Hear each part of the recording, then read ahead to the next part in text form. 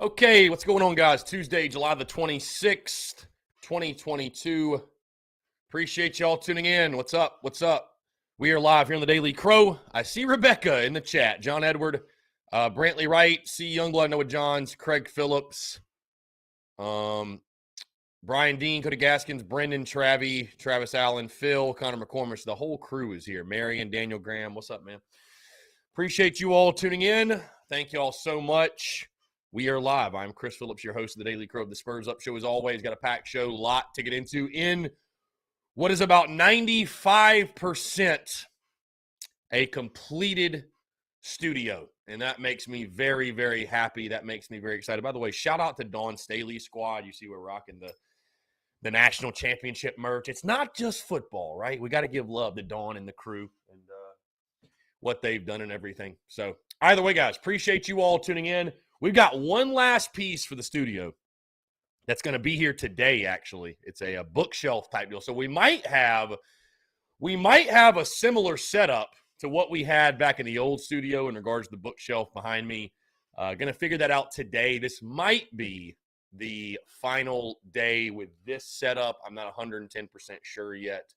But either way, you guys will know when it happens. Either way, we're rocking and rolling the same way. Yeah, okay, Craig Phillips. I was very confused for a second. I had no idea what you were talking about. Guys, some really exciting news today. As you all know, momentum's through the roof. The merchandise is rolling. You see rocking the Beamer Ball hat, of course. Our good friends over at Rivals in Florence, South Carolina.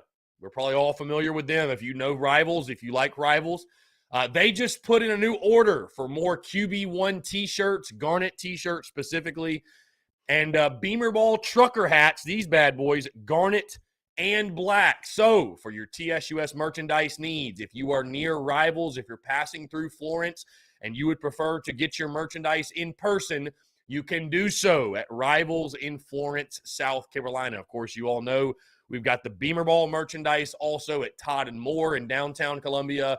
And, of course, TSUS.store is your one-stop shop for all of our merchandise. Also, I will make you all aware, I have not posted this to social media yet. We'll probably be doing so right after the Daily Crow. Okay, right after the Daily Crow. But if you head over to TSUS.store, you're going to see a new merch offering. And that new merch offering, okay, is by very, very popular demand. Obviously, the Beamer Rattler design has been a very popular design. It's something, of course, you guys have gotten behind and supported. Heck, you probably saw on social media yesterday. Forget the kid's name, but some kid actually did his senior parking spot or whatever and took chalk and made the Beamer Rattler 22 logo, which was just incredible. You know what I mean? Just absolutely incredible. But by popular demand, Beamer Rattler 22 now available in black and garnet, right? We've had everything on the white hats, the white shirts. Now we've got black hats, black shirts. Absolutely incredible. It looks fire, guys. The black hits different. I'll be getting a black version for myself. I'll be getting the black t-shirt and the black hat for me. But again, we've got black. We've got garnet. Again, by very, very popular demand. As you can see, Lance in the chat, by the way. Yeah, the BCC discount code. I tell you guys, if you like the merchandise, joining the Big Cock Club is worth the 20% off promo code alone. It is worth that alone. So join today, patreon.com/Big Cock Club. Also, guys, the plan is tomorrow to bring back Behind the Beak, the Behind the Beak vlog series. That will return tomorrow. Going to be trying to drop that weekly as we lead into football season. And but yeah, again, by popular demand, you guys will see it on social media. The Beamer Rattler 22 line has now extended into black and garnet. And folks, again, it looks fire. I'm sitting here telling you all when I could just be showing you all. And again, this is why you tune into the Daily Crow, because this is something I have not even dropped on social media yet, and you guys are seeing it. So you will see here, boom, black and garnet, the hats. We got a hoodie even. The T-shirts, I mean, if you like the Beamer Rattler stuff, I feel like you've got to add these different colorways to your collection. TSUS.store. That is the site, TSUS.store. Okay, we'll go ahead and get everything. I love how Rebecca just said, Chris, say something that we want to talk about. Rebecca, I could say that about every call you've ever had on this show. Say something that we all want to talk about. No offense. Anyways, guys, you're in the Big Cock Club Discord. Head over to the TDC Questions channel, to be sure your questions are answered there. Also, in case you missed it, the season simulation series will get going on Sunday. We will do those Sunday, Monday, Tuesday, 4 weeks straight. Sunday, Monday, Tuesday, 4 weeks straight. And then we'll probably do like a bonus. Of course, we'll be in a bowl game. If the simulation doesn't have us in a bowl game, then it is ixnay on the simulation. So it will be in a bowl game. We'll probably do, because the final simulation, I'm starting them earlier this year. If you haven't noticed, I am starting them earlier because last year I was literally doing the final simulation like the night before kickoff, and I don't want to be doing that. So the final regular season simulation, I think, is going to be, I'm trying to think. God, I hope I didn't mess up the schedule. I could have messed up the schedule. I think it's going to be like that Monday of game week or something like that. It's going to be that Monday of game week, I believe. I could have messed up the schedule. Yeah, I messed up the schedule. I did. And you know why I did? Because I put our final simulation on Tuesday, August. What? No, excuse me. I am wrong. The simulation's correct. The schedule's correct. The schedule's correct. Tuesday, August the 23rd will be our final simulation series. That'll be our final simulation. I was thinking Tuesday, August the 30th is when we have our Ale House tour, if you will, in Columbia. So we're good. That's my bad. We are good. Probably that week, though, like that Wednesday or Friday or just something, we'll do the bonus bowl game simulation. But really excited for that. Anyways, guys, we are taking your questions, comments, calls, 843-790-3377. That's 843-790-3377. AJ Bauer says, early question, what unis do you want next after the Under Armour's gone? I mean, I'd love Nike or Jordan. I'm down with either. Jordan, I think, for obvious selfish reasons. I love Jordans. I like rocking Jordans. I'm all about Jordan. Nike is nice. I mean, listen, guys, I know you feel like, oh, we have Under Armour, let's be different. Like, if it ain't broke, don't fix it, man. Nike is the number one provider for a reason. Like, why not go Nike? I'm all about Nike. Michael Brock, what's going on, man? Appreciate you tuning in. Craig Phillips says free shirts. Yeah, I'm actually meeting with Carolina Ale House on Thursday before our event at Myrtle Beach, and I should get more information in regards to partnering up with our vendor and seeing what happens, see if they can get the free T-shirts. I don't know yet. Let's see. Recruiting still going strong. Indeed, big weekend this weekend with the cookout and stuff like that. Big weekend with the cookout. Lance says, I'll be at the Cola Tour since I'm missing Thursday. Yeah, Lance, come on out whenever you can, man. Come on out whenever you can. Really, I'm actually, it's funny. I didn't mean to, if I did, sound ungrateful, because that's certainly not the vibe I was trying to bring off. I was giving you Myrtle Beach folks a little bit of crap because I'll be driving 4 hours and it's quite a trek, right? But I tell you, as we get closer to it, I am really fired up to go to Myrtle Beach. Never been to, obviously, the Carolina Ale House in Myrtle Beach. I've only been to Myrtle like twice in my life. The last time, guys, get this, the last time I was in Myrtle Beach, 2015. It's been that long since I've been to that part of the state. So I am really looking forward to going to Myrtle Beach, and really I'm looking forward to hanging out at the beach but meeting all the Myrtle Beach Gamecocks. I feel like there's probably going to be a large number of folks that I have never met before because, again, we just don't make it up to that part of the state. I was thinking about this. I'm like, for you folks up there in Myrtle Beach, it's a hike for y'all to go watch Carolina football. Like that is a hike. That is a hike. I would ask you folks this too. I know you Myrtle Beach folks are tuned in. Is Myrtle Beach Gamecock fan dominated? Are there Clemson fans in Myrtle Beach? Are there UNC fans in Myrtle Beach? Like what's the vibe? What's the demographic of Myrtle Beach? What's the fandom like? I'm just curious. It's a mix, Lance says. It's a mix. It is a mix. It is a mix. Let's see. AJ Bauer says, honestly, I kind of want Nike just because I like the style of jerseys they make for the other teams that use Nike. Yeah, I like Nike. I like Nike as well. Again, if it ain't broke, don't fix it. Why not go Nike? Also, guys, podcast dropped today. There was a delay for some reason. I guess the feed even wasn't excited to talk about South Carolina State, but the podcast is out.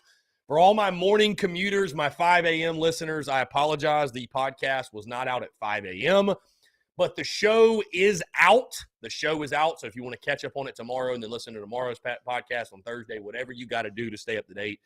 But it is our opponent preview series, continuing along talking South Carolina State. And honestly, it's a really quick one, guys. I mean, again, the Gamecocks taking on SC State. SC State, proud program in Orangeburg. I got nothing bad to say about Buddy Pugh and what he's built, but the Gamecocks should have a field day against SC State. It should be a game. I think it's a name your score type of ball game. It's an empty the bench type of ball game. You should see tons of bodies getting in there. I mean, you could say Charlotte the same, but I think Charlotte will be a little bit more of a competitive game. I think Charlotte's got a little bit more South Carolina State, guys. It's just not even comparable to levels of football. So, and I know there's many folks on social media like, give South Carolina State their credit. Like, bro, we are, but South Carolina's going to beat the hell out of them. I mean, it's just bottom line. I mean, it's probably going to be like a 38-3 game in the third quarter. You know what I mean? Like, it's going to be one of those type of ball games, which is fine and is exactly how it should be, to be honest with you. Either way, we did talk South Carolina State on the show today, so if you want to check that out, would love to have you. Also, guys, if you're in here, I'll just go ahead and plug this too. Also, if you're in here and you have not done so, do me a favor. Go over to iTunes, Spotify, whatever platform you listen on. Leave a 5-star review for the show. Leave a 5-star review for the show. Helps boost the podcast. It helps boost the podcast, helps bring new listeners. So if you don't mind, hey, you don't even have to write a review. You can just leave 5 stars. But if you'd like to write a review as well, and if you've got feedback, things you want to see more of, let me know. Let me know. So AJ Bauer says, what game on the schedule is a trap game for us to lose and a trap game for us to win? Is it called a trap game, AJ, if you're going to win? Biggest trap game on the schedule. So how do we define a trap game? A trap game is a game that you feel like you should win, you'll be favored, and it would almost be inexplicable if you lost, right? That game is Missouri. That game has to be Missouri. And it's interesting to label a game a trap game when it's a team you have not beaten in 4 seasons, right? They literally have a 3-game winning streak against you. But with that being said, I think we all look at Mizzou as like that should be a win. Like when we're talking wins, toss-ups, and losses, that Missouri game is the one that like is closest to, you could almost put it in the win column. It's at home. I don't see Missouri being very good this year. They lost a lot. And then the additions, of course, of what South Carolina has. But you look at the Gamecocks schedule, right? You look at the Gamecocks schedule. You've got that first half of the season. You've got that bye week. Then you got Texas A&M. Let's say you pulled a shocker and you beat A&M, right? You got Mizzou the following week. It's homecoming as well, right? That would be a quote-unquote trap game. I don't know how, though, you come into that Missouri game with the big head. I mean, again, we're talking about a Mizzou team that's beat you 3 years in a row, right? I mean, I'd look at last season. I think that Missouri loss was the most inexplicable loss of the year.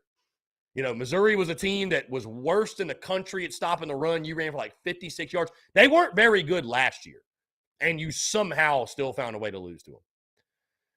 AJ, trap game for us to win. Again, I don't think that's how you would label it. I'd say biggest opportunity for an upset, though, is at Clemson. I've already said that.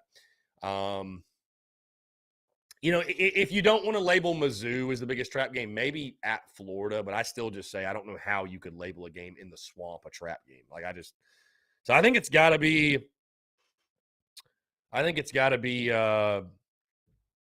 that Missouri game. So let's see.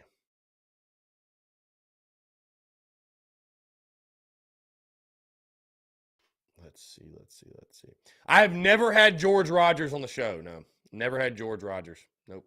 I gave him my card before. I met him in a golf tournament, but never heard from him. So, whatever. It's what it is.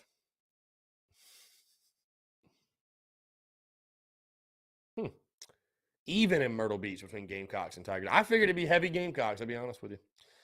I thought it would be heavy Gamecocks. Either way. Guys, 843-790-3377. That's 843-790-3377. Let's see. Good question here. Ken's Benz. Does Carolina crack the top 25 this year? If so, at what point in the season? Nah, it's a great question. Well, if it goes, let me put it this way. If the season goes to my predictions, I think you crack the top 25 after you beat Kentucky, and you're 4-2 after your first 6. Because here's the thing. The only way you're cracking it earlier than that is if you beat Arkansas, you're in the top 25, right?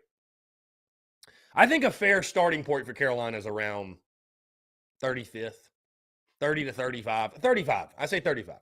I would not have the Gamecocks in my preseason top 25. I wouldn't. I think that there are enough questions for South Carolina to answer to where I need to see it first. You know what I mean? There's all this potential. There's a lot of potential. But,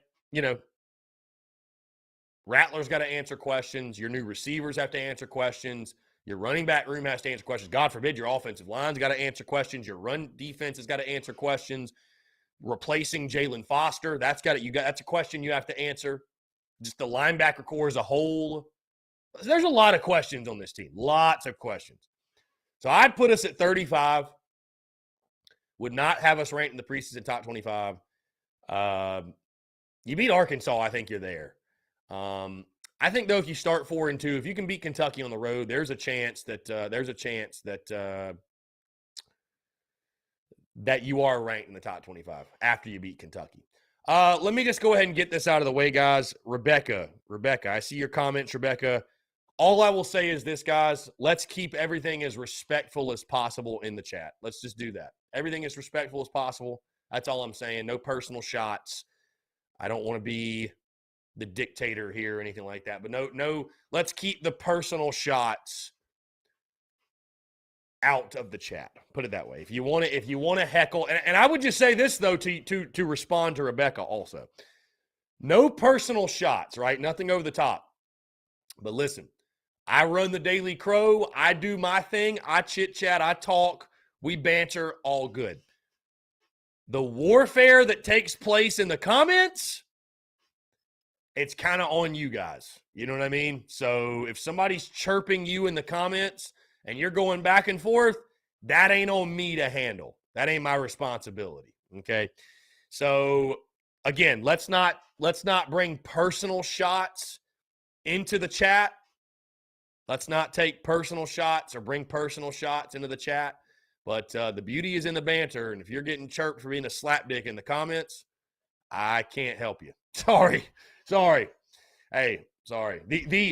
That's what's beautiful. Like, the Daily Crowers police the comments. The comments police themselves, right? But let's not take personal shots. That's all I'm saying. Let's not take personal shots. I'll just leave it at that. Rebecca, appreciate you tuning in.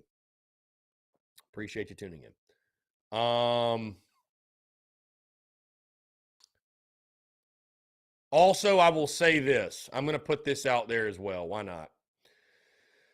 How about our dude, Spencer Rattler, doing another meet and greet? I wonder if Connor McCormish will be there. Meet and greet tomorrow night, 5:30 to 7 at Jim Hudson Chevy in Columbia. 5:30 to 7. Spencer Rattler doing a meet and greet. How about that? Oop. I keep accidentally adding tweets to my bookmarks. Anyways, I'm just going to go ahead and say this, guys. I'm going to put it out there, and if you don't like it, tough. As we get closer to the season, right, and you saw it yesterday, the numbers on the Daily Crow right? They increase, right? As we get closer to kickoff and we're going to get in season, the numbers are going to increase, right? The numbers are going to increase. More people are going to tune in. Hey, more people are going to want to call in. So with that being said, we only have 2 hours. You factor in 3 5-minute breaks. We have an hour and 45 minutes to take comments and calls and questions, all that good stuff. All that good stuff, okay? And as we do that, as we get closer to kickoff and in the season, that means that those slots to call in, they become more valuable, right? So that time when people call in becomes more valuable. And if you are not adding to the show, to the quality of the show, if you are not adding to the value of the show, then you are taking away from the value. You are taking away from the quality, and I will not have that. Again, the time is too valuable. This is a business. This is not a charity case. So I say that to say this. Keep that in mind. Keep that in mind when you are calling in. Because if you call in and your calls are dog shit, you might call in one day and the phone line not ring anymore, which will mean your number has been put on the block list. The block list. So I'm just putting it out there. When you call in, be sure your call, when you get off your call, you can say that was a quality call. Because if it's not, you might not be calling in again. I'm just saying. And if you can't understand that, then you don't, listen, if you can't understand that, then you just don't understand business. You don't understand what I do. What I do is for the end consumer. The Daily Crow is literally about the fans and the people that tune in. That's what it's all about. And if the general consensus is your call or your banter, your commentary doesn't add value to the show, again, if it doesn't add value, it takes away value. And we will not have that. I will not have value being taken away from my show. We're getting to a point in business, guys. This is not something I just do for fun. I'm not just some slapdick just doing this in my, this is a full-time business. This is a legitimate entity. Think about, would Paul Feinbaum take your call? Would Barstool Sports take your call? Would Pat McAfee take your call? Would Dan Patrick take your call? Would like ESPN? The answer is no, they wouldn't. So you have been warned. You have been warned.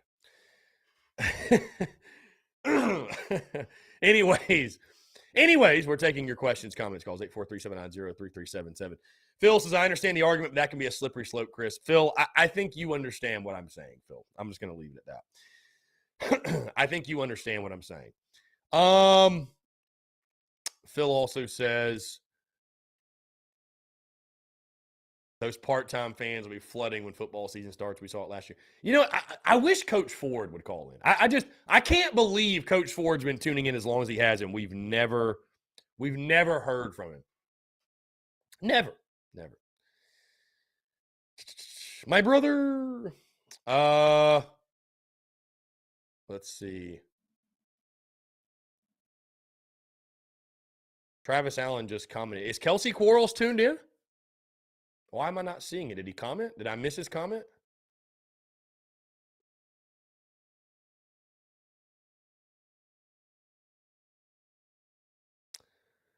I don't know. Anyways, Michael Brock, how important is keeping Rattler healthy?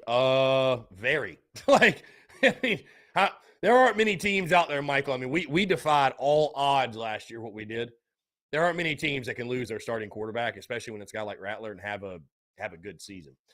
There aren't many folks that can do that. So there's not many folks that can do that. Brian Dean, Chris, when I want recruiting news, I come to you. Your knowledge is great about Gamecock sports. Brian, I appreciate that. Man. Thank you so much for the love, and I try to do the best I can to keep you guys updated. I try to do the absolute best I can, let you know what is going on. Yeah, I don't know what's going on, why Rebecca and Chase are beefing in the comments, but here we are.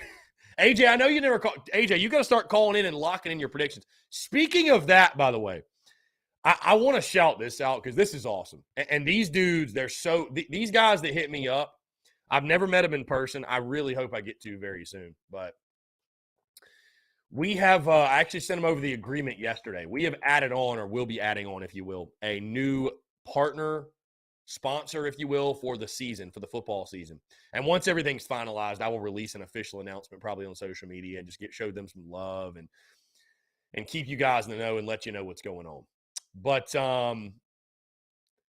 these dudes, let me pull it up real quick. Here we go.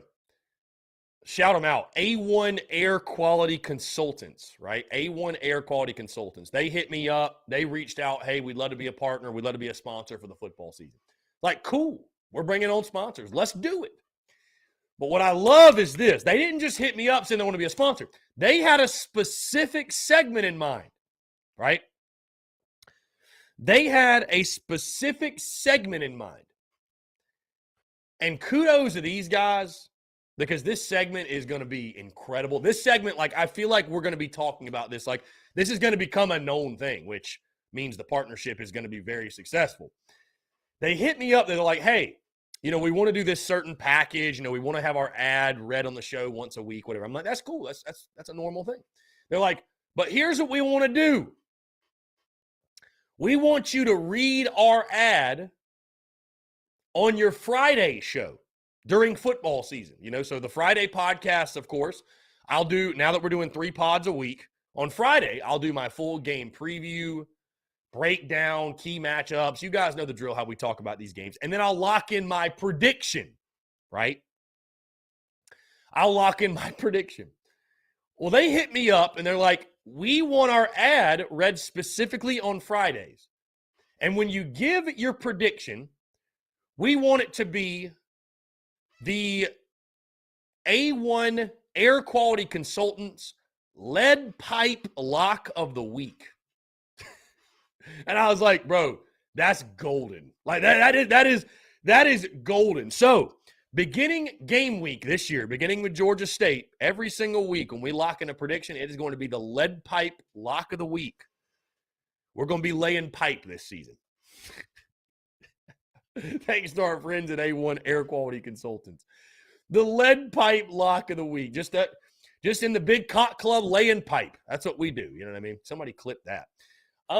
Yeah, so going to be fun. I appreciate their love. That is just such a golden partnership, golden spot. So, and it really puts a lot of pressure, by the way, on my picks. Because it's like, bro, if you're going to lay pipe, you better lay it with some accuracy. You know what I mean? I mean, if we're going to be laying pipe on a weekly basis, right, I better be accurate with the picks. That's all I'm saying. It's going to be stupid if I've missed like 5 picks in a row. It's like, you ain't laying shit, man. Come on, dude. So you better get it right. DGD. Oh, my God. Let's see. Okay, so apparently my buddy told me he's mutual friends with Kelsey, and Kelsey Quarles is tuned in. Kelsey, appreciate you, my guy. Let's get you on the pod, my guy. Let's get you on the pod. People want to hear your story. People want to hear your story. Daniel Graham, who has the most rushing yards on the team this year? Does Rattler pass more than 2,800? Daniel, Rattler definitely over 2,800. I'd say Rattler over 3,000 for sure. Most rushing yards, like I want to say Lloyd, but I'm at the point where like I need to see Lloyd healthy. Like I need to see. I'll go with a different answer. I'm going Juju. I think Juju has the most rushing yards. I think Juju is the most underrated player on the offense. Truly. I just, every time he touches the football, I feel like big plays happen. Every time he touches the football. So, Brian Lattimore, how many of the basketball transfers are mad they left and now Gigi's coming in? I mean, you got to do what's best for you in the moment, man. And, it just, a lot of those guys and most of those guys, they were loyal to Frank. They weren't loyal to Carolina. So, it is what it is, and we wish them the best. Just leave it at that. Yeah, Lance. I mean, Lance, listen, my guy, if you had a business, we could have done an on the lattes pick of the week. On the lattes, off the lattes. But, yeah, the lead pipe block of the week is going to be a legendary thing this season. Let's see. We had a question. Tyler says, Do we live up to the hype around our football team lately? I'm excited, but as a Gamecock fan, I've learned to never be too hyped up about the season. Yeah, I mean, listen, Tyler, we caught a lot of hype at SEC Media Days. And I say this. I understand a lot of people that saying, we get our hopes up every year and we get them crushed. And I don't want to have hype. I hate the expectations. I hate people saying we're going to be good. Just write us off so we can overachieve and exceed expectations. I love the hype, bro. I love the hype. I mean, when you have hype, most times there's a reason. And I've talked about it before. I would rather have to talk people down. I'd rather people be picking us to win 9 or 10 games. I got to say, hey, let's inject perspective. Let's keep it realistic. I'd rather have to do that than have to literally get people excited for football season. You know what I mean? I like the hype. I like the expectations. I like the excitement. How can you not? And, we got a lot of it, though, at Media Days. We got a lot of it. We got more of it than I expected. Than I expected. And again, it speaks to having a quarterback like Spencer Rattler, and you have that guy, you have a chance. I think that's certainly where it stems from. So, but we're getting some hype, man. We're getting some hype. Do we live up to the hype, though? I don't think the hype, though, is – I don't feel like those guys at SEC Media Days were like, oh, Carolina's going to win 9 or 10 games. Like, do we live up to winning 7 or 8 games, that hype? Then I think so, yes. I mean, I've picked us to go 8-4. I think we can go 7-5, no doubt. Still have a really, really good season, win 8 in the bowl game. Dude, I this year, guys, an 8-win season, sign me up for an 8-win season. Whether it's 7-5 with an 8th win in a bowl, even if we went 8-5, like with a bowl loss, I wouldn't care. If we can win 8 games, that's a great season this year. I don't know how you can view it any differently. It's a great season this year. One choice says that Christian Beal-Smith is his choice to lead the team in rushing. That's fair. I mean, yeah. I'm just trying to go off the, I feel like Christian Beal-Smith is the easy answer. I mean, you very well might be right. But what does Marshawn do? That's the question. A lot of the questions with the running back room will simply come down to what does Marshawn Lloyd do? Erting Irie. How many throwing touchdowns does Rattler need to average for us to be a real competitive this year? Per game, I mean, I think if he can average 2 per game, a little bit over two. That's average. I mean, that doesn't mean he's going to throw that many every single game. But, I mean, dude, he ought to throw, like, we talked about South Carolina State today. Bro, he ought to throw 3 or 4. I mean, I think the bigger question for the South Carolina State game is just how many quarterbacks do we see take the field, right? How many QBs do we see take the field? Because it's going to be an empty the bench game. A lot of guys are going to play. Again, there's no slight to SC State, but that's just the reality, man. A lot of guys are going to play. And they should play. We should beat the hell out of them, no doubt. We should beat the absolute hell out of them. So, let's see.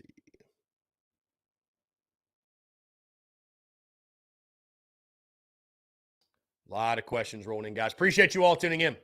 I hope you enjoyed yesterday, by the way, with Steven Garcia. Again, that's going to be every single Monday, and I just can't wait to have Steven on, man. It's going to be a legendary conversation each and every single week. And looking forward to the way the conversations evolve as we get into the actual season. That's going to be a lot of fun.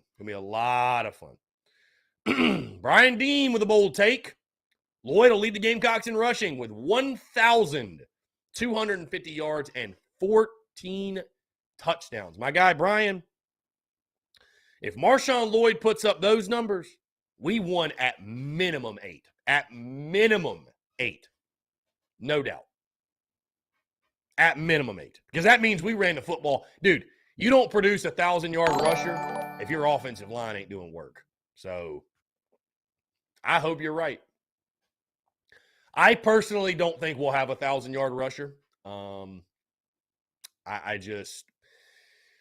feel like we got too many good backs. And, dude, I think the O-line's going to improve. Don't get me wrong. But, like, to think they're going to make a jump from being as bad as they were last year to producing a 1,000-yard rusher, that to me is too bold of a take. That's way too bold of a take. If we have one guy with 800, another with 600, like I'd be ecstatic. I'd be ecstatic. So I think with the O-line, you got to keep your expectations a bit realistic. I don't see how. I mean, listen, guys, it's the same group. It's the same group. You know what I mean? Which would make you think they're going to improve. It would make you think they're going to improve, but also it's the same group that was abysmal last year. I mean, it's the same group that was abysmal. So 129 career starts return. How much does that really matter? You know what I mean? How much does that really matter? Savannah, yes, thank you. We got the Natty title, Natty Champs, the Natty Champs shirt on, the Natty Champs. Travis Lee's, that's a crown and latte chase pick. Yeah, the on the lattes pick, on the lattes pick. Will Korb, South Carolina State did beat the crap out of Jackson State in the bowl game. We should throttle them, but they are better than usual. Yeah, we should undoubtedly take care of business and do work against South Carolina State. There's no doubt. Again, guys, like I said, it's meant as no disrespect, but that South Carolina State game is a name your score, empty the bench, play everybody kind of game. Like the fourth quarter comes around, we ought to see walk-ons that we ain't even never heard of in the game. I mean, truly. That's the kind of game it'll be. So Zachary Kaplan, I feel like we will have a bunch of receivers around 500 or 600 yards, maybe one around 1,000.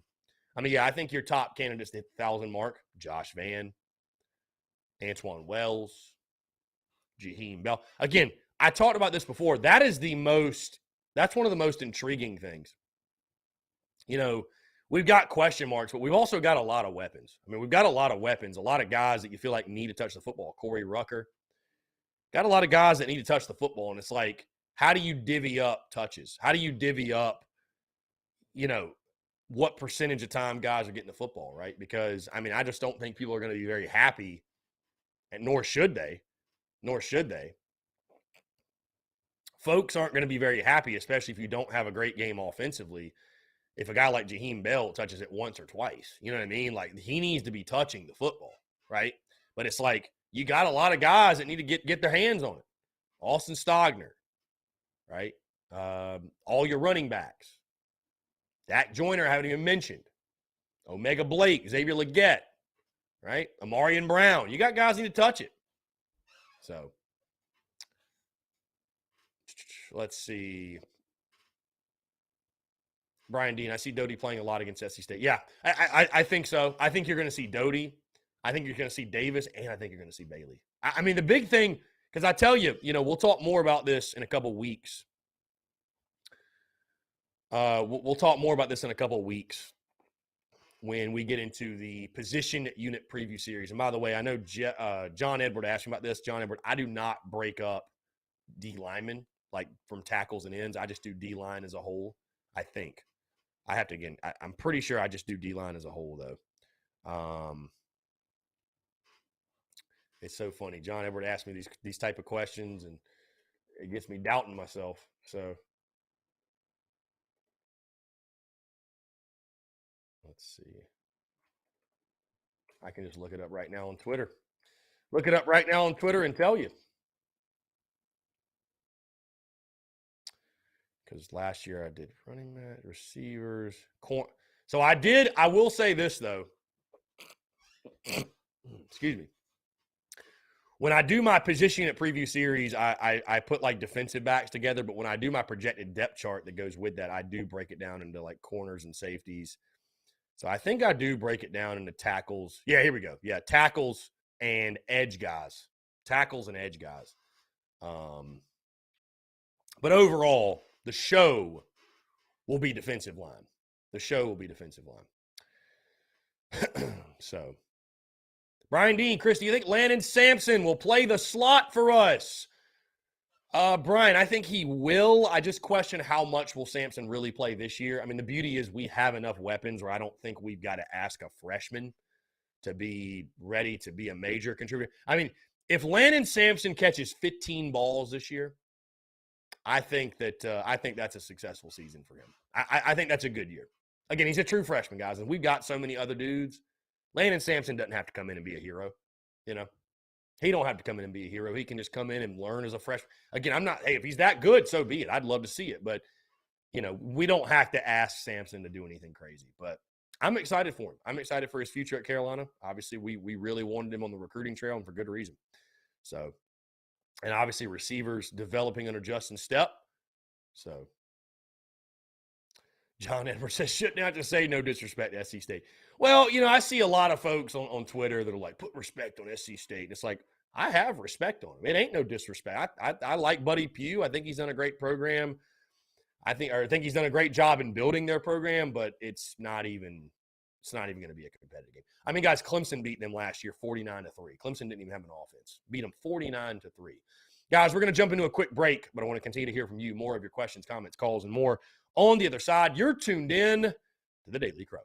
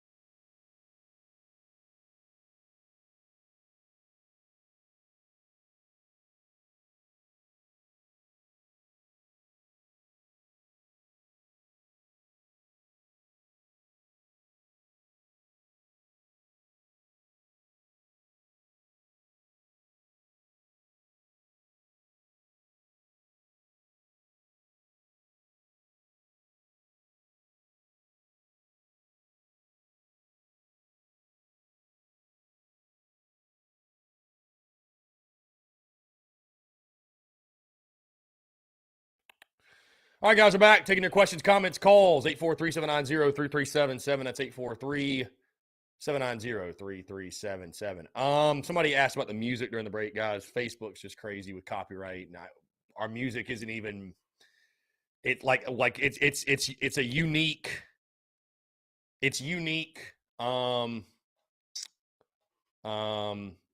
unique music, but either way, they think we're stealing something. So either way, they think we're stealing something. Let's see here. One choice, we could be the Arkansas of the SEC if we beat Arkansas. I hear you. A couple things, guys, really quick. As you can see, the studio is damn near completion. I mean, and I'll tell you this, guys. I'll tell you this. The vibes in here are immaculate, and I love it. I love it. Honestly, you guys know it's no secret. I moved to Greenville.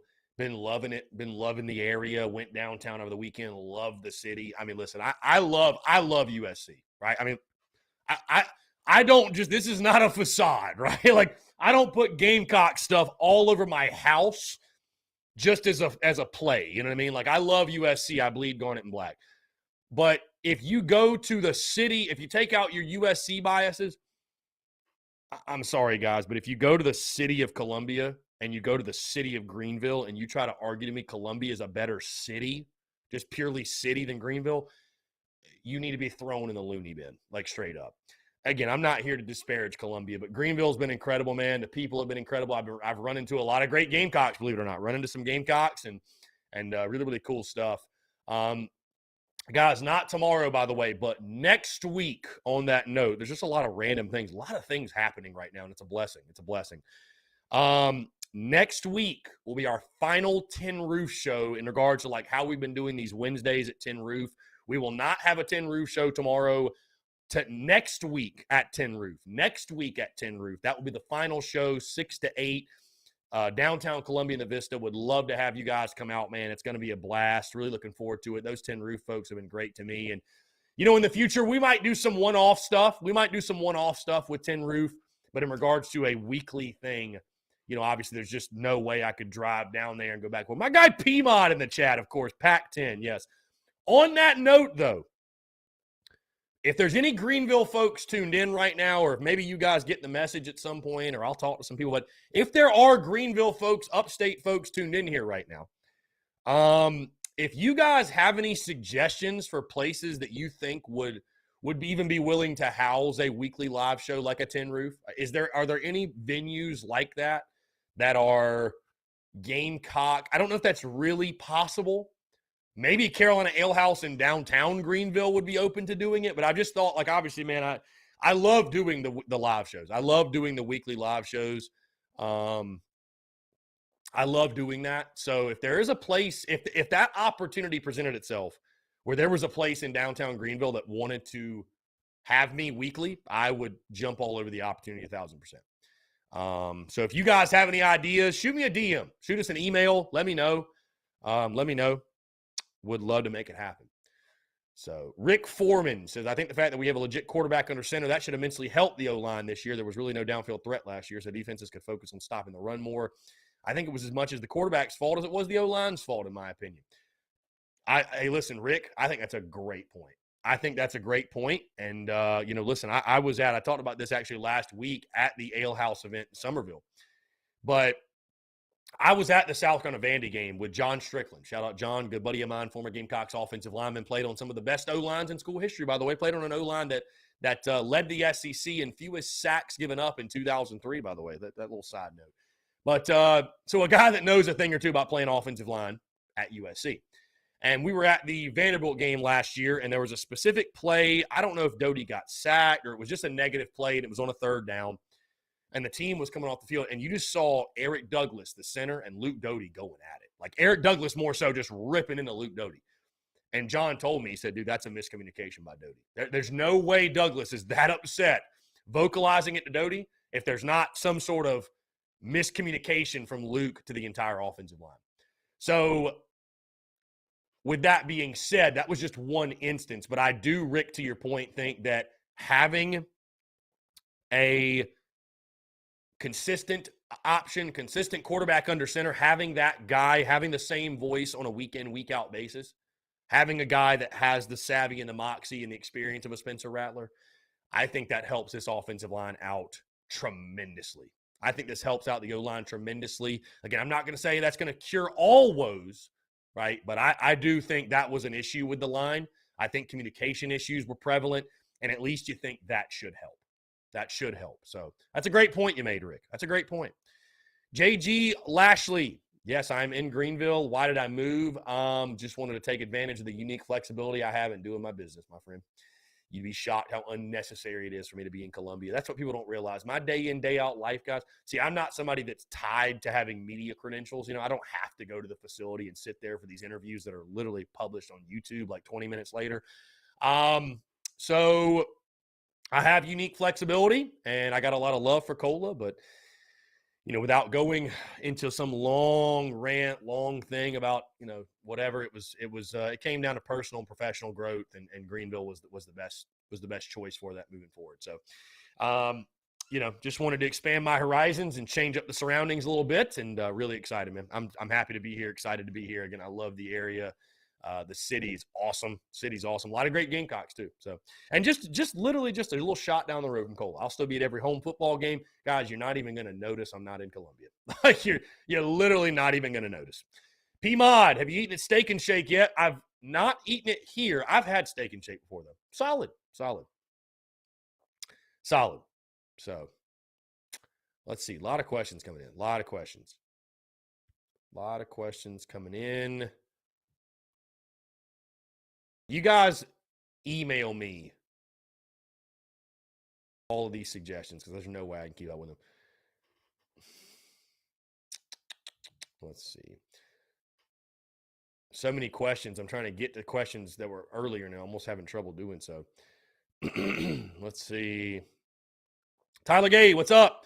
I can almost smell here the charcoal grills, cigars lit up, cornhole bags hitting the boards, and Miller Lights being thrown away in the overflowing trash cans. Ooh. I'm getting goosebumps, man. Just reading it. We're close. Dude, we hit the 30s today. We hit the 30s, guys. We're down to 39 days until kick. We're into the 30s. The 30s. Pretty wild. Pretty wild when you think about it, how close we are.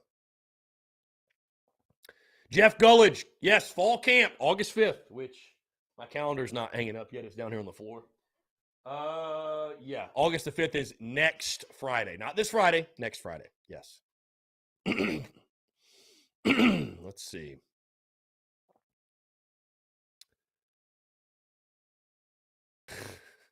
Justin says, why show up at a 7-on-7 weekend at South Carolina and Shane having to escort you out and you chose Dabo and Clemson?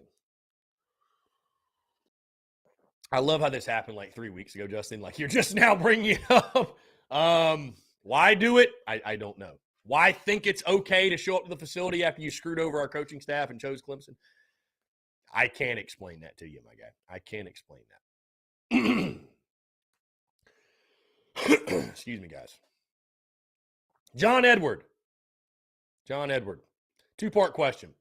How do you think Doty feels that Rattler, a transfer, has been given the starting job at quarterback and projected 5 offensive linemen on the top of your head? John Edward, how do I feel that Doty, or how do I think Doty feels about it? Well, I think Doty understands. Listen, when you get signed, right? When you get recruited and signed, there are no promises, right? There are no promises made. And so the best player will play. Shane Beamer's job is to field the best possible team he can, okay? So there's no room for your feelings. You know, you get your feelings hurt. Guys, this is SEC football. It's a business. It's a business. So what would you say, John Edward? What would y'all say if Shane Beamer said, well, you know, we could have brought in Spencer Rattler, but, you know, we didn't want to make Jason Brown and Luke Doty feel bad. I mean, bro, if you're a real competitor and you love to win and winning's the most important thing, then you understand and you agree with what Shane Beamer's doing. Now, when they brought in Rattler, did they say it's your job. No, I think they brought him in. They said what they had to say as coaches is that, you're going to come in and compete for a starting job. But we all know, right, guys? We all knew. We all knew. But I think Luke Doty, I'm not in his head, but I think Luke Doty's a Gamecock. I think we've had him on the show. From what I pick up, he bleeds the garnet and black. He loves the Gamecocks. He wants what's best for South Carolina football. I mean, the guy has literally changed positions, my goodness, since he's been here. So I don't think Luke Doty feels any type of way. Projected starting 5 offensive linemen.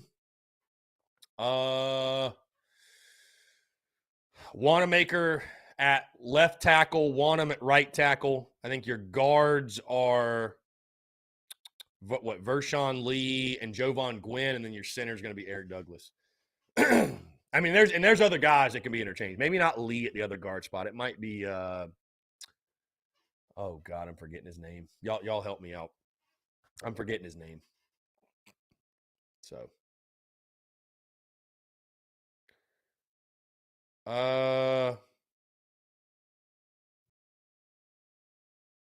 yeah, Kelsey, All-American defensive tackle. Kelsey, I appreciate you tuning in, my guy.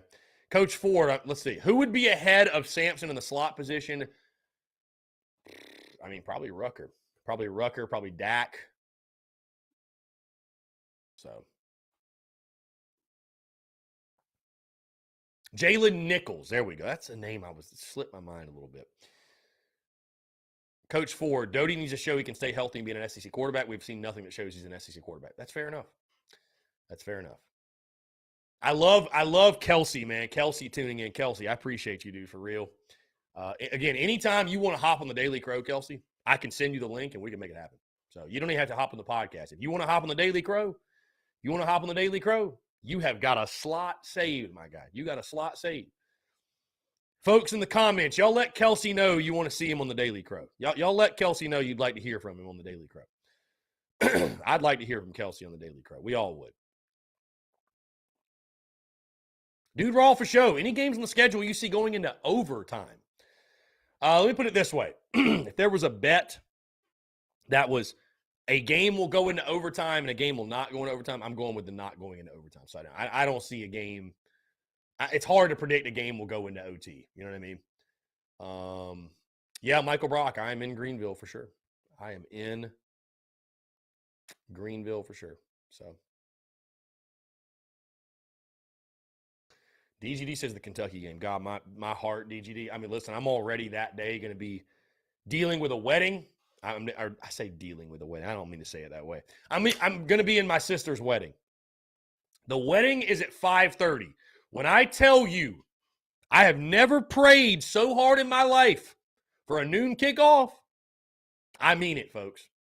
I need a noon kickoff that day because the wedding's at 5:30. I'm confident the game won't be at 4. 4, FML. FML. Bro, because obviously I'm not going to skip my sister's wedding, and I can't be up there in the middle of the daggum whatever, watching on my phone, right? And, of course, there's going to be people in this wedding and at this wedding that are going to know who I am and what we do and all that, and they're going to have their phones pulled up. They're probably going to be watching. I'm going to be up there standing there what's the score? What's the score? See, and I'll tell you this, guys. If I felt like I could get away with it, let me pose this idea to you all.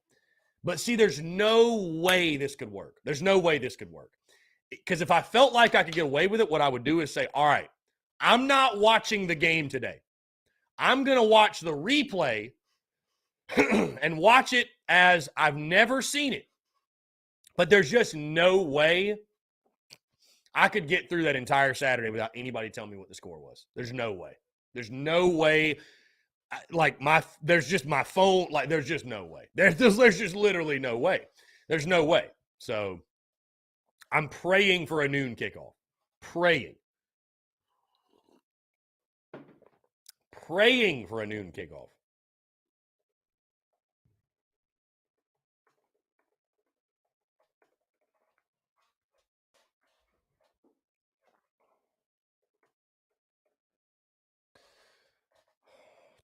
Let's see.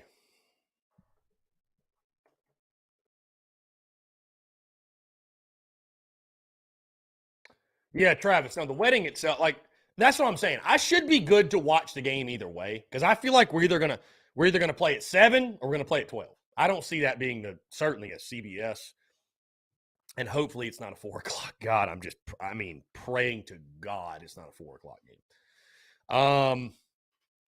But I'd rather it be a noon game because then it's like you can watch it, we can cover it, I can make content, get it out of the way, and you got all night to enjoy the wedding and the festivities. If the game's at 7, I'm going to be the guy at the reception, right? At the reception with the game on the phone. And John, I'm talking about the Kentucky game, South Carolina, Kentucky. The game in Lexington, my sister's wedding is that day. And here's the thing. I'm not making my sister feel bad about it, okay? I may have done that once or twice, or I'm done. I'm not doing that anymore because I have my opinions on fall weddings, and I'm going to keep them to myself. I love my sister to death, even though she's marrying a Clemson alumni. Thank God he's not a big sports guy. My sister's a Carolina alumni. I agree, John, big oof, but apparently it was like the date of their first date. Their first date. Right? So we're not all wired the same, John. I agree, big oof. I wouldn't get married in the fall. I don't think, when did you get married, John? I don't think you would either. I don't think you would. I know you wouldn't, John. I know you better than that. You wouldn't. No way, John. No chance. My guy, John Rice. Okay, August 8th. Smart man. Very smart man. Very good. And I remember you were up at, you got married at that, what is it, on that mountain or whatever? I've been there. I forget the name of it.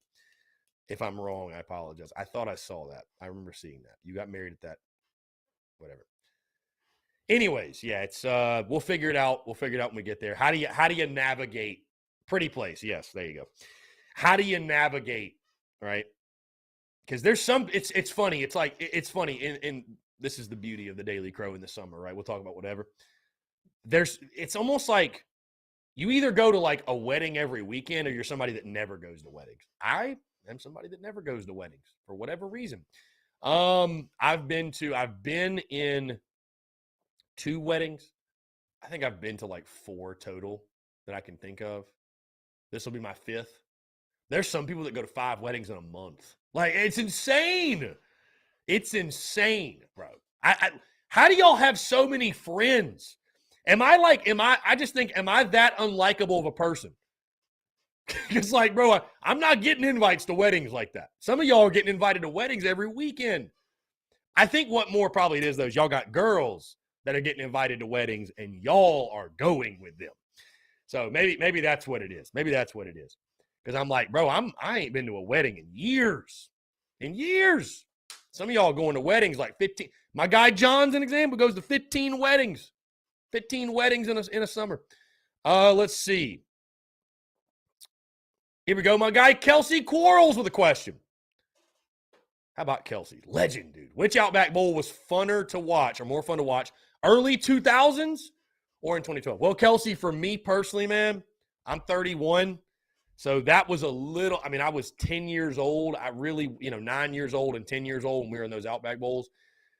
So I really, at that point, wasn't anywhere, obviously, near the Gamecock fan I am now. And, it really clicked for me like end of 02, beginning of 03 when it really clicked. And I became a diehard. I understand why my grandfather was yelling at the TV every Saturday. So for me, dude, I'll never forget 2012, Kelsey, by the way, since you bring this up. I will never forget watching that, because I watched it on TV, watching that 2012 Outback Bowl on TV, and when Clowney had the hit, bro, I like ran in the other room to my buddy. Like me and my buddies were like running around the house. Like it was like pandemonium had just hit.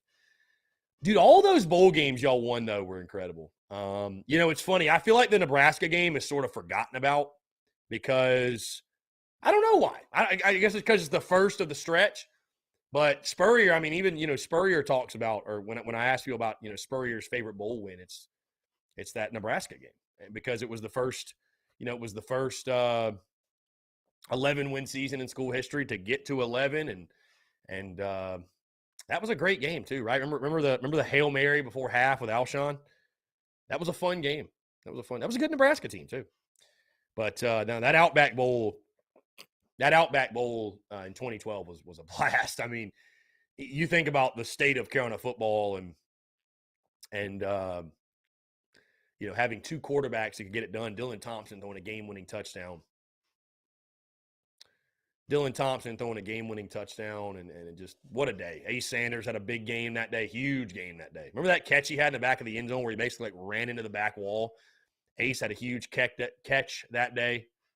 Yeah, that was a fun one, man. Just ball players making plays, dude. Ball players making plays. So, what a blast. Good times. Good times. Yeah, a lot of fun bowl games. Right? The Capital One, the Outback, and then the Capital One again against Wisconsin. I mean, you think about that Wisconsin game, there's no way. And I guess, Kelsey, that would have been your final game too, right, after 2013. There was just no way we were losing that day with, Connor Shaw's last game, Clowney's last game, your last game. So many guys, their last games. There's just no way Carolina was losing that day. No way Carolina was losing that day. So.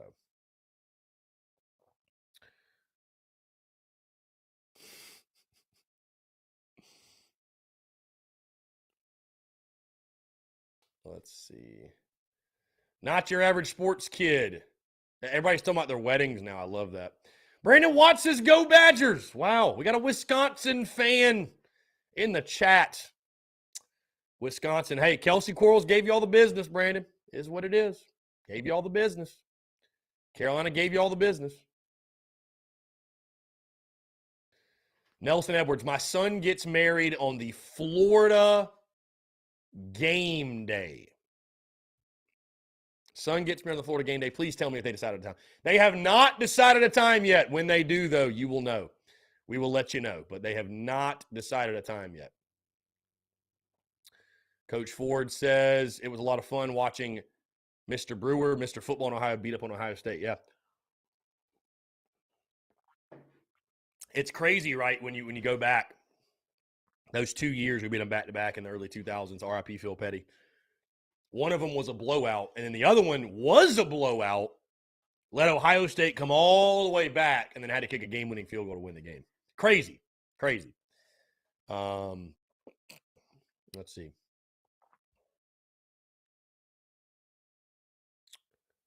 John, the wedding is indoors, by the way, in case you're wondering. My sister's wedding, indoors. At the same place my parents got married, in Augusta, Georgia. So my mom hated this idea, by the way, because what I was thinking was this, John. If the game's at noon, what we could do is, I was like, let's throw our watch party at Carolina Ale House in Augusta.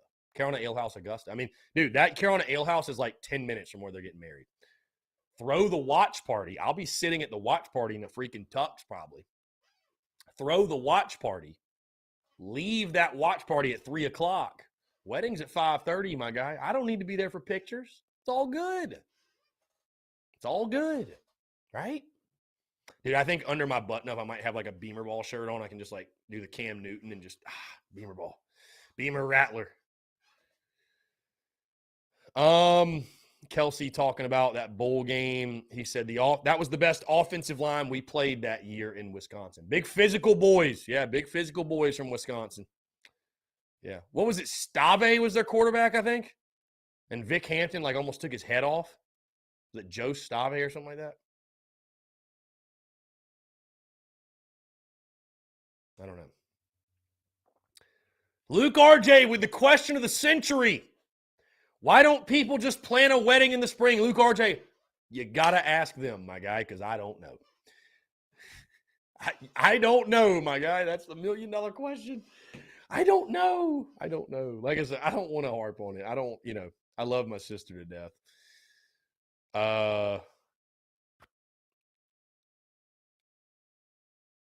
Coach Ford, Ohio State was the perfect bowl game matchup. Big program with a small team. All we had to do was not get blown out by Ohio State. No one thought we'd actually win. Yeah, beating it. And then it's crazy you think, Coach Ford, obviously that second bowl game, they go on the next year to win the national title. That was a pretty good team. John says, buy an in-ear wireless earphone and listen to the audio. That would actually be genius. Oh, it's my hearing aid. What are you going to say? No, it's not. Like, okay. Dude, that would actually be genius. That would be genius. DGD says 5 days in jail. Jesus. I mean, I don't want my sister to go to prison, my guy. There's no need for that. Yes, not your average sports kid. I've made my game-by-game predictions. Yes, they are online. 8-4, 4-4 in SEC play. I got the Gamecocks beating Clemson also.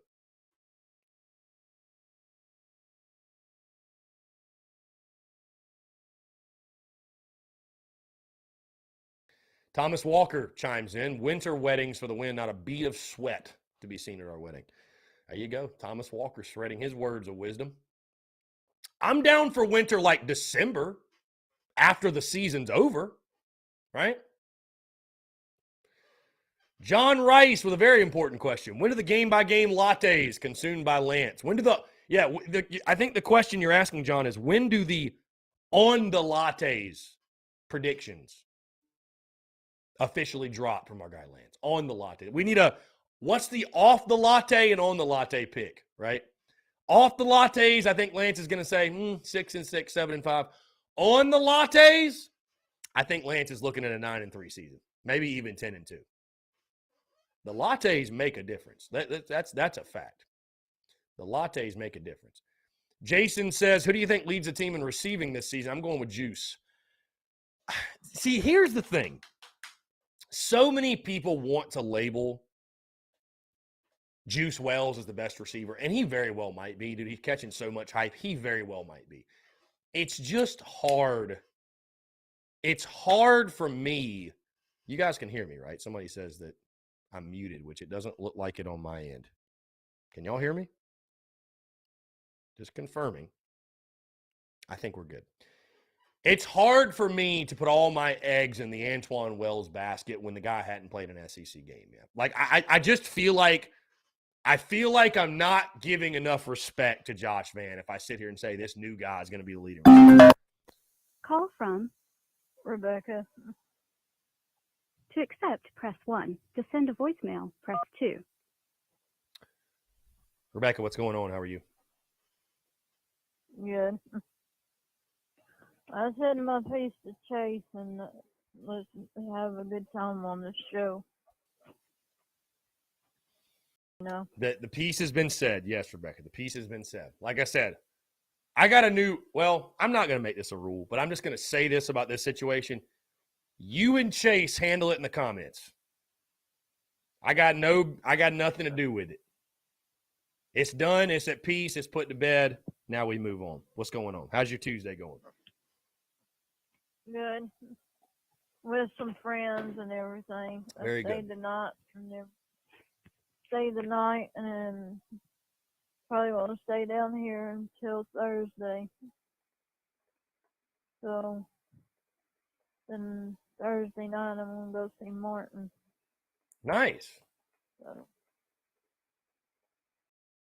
yeah, it was like I was saying in the chat. I said my first marriage was in March, and then my second marriage was in July. Hold on, March and July, not of this year, correct? No. Okay. I thought you went back to back. I was a little nervous. I was like, no. Martin's already made his peace about we're just girlfriend and boyfriend only.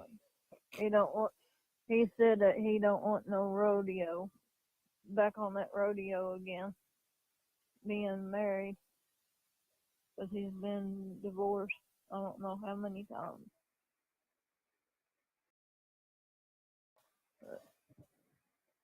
You said you don't know how many times Martin's been married? I think about twice or 3 times if I ain't mistaken. So.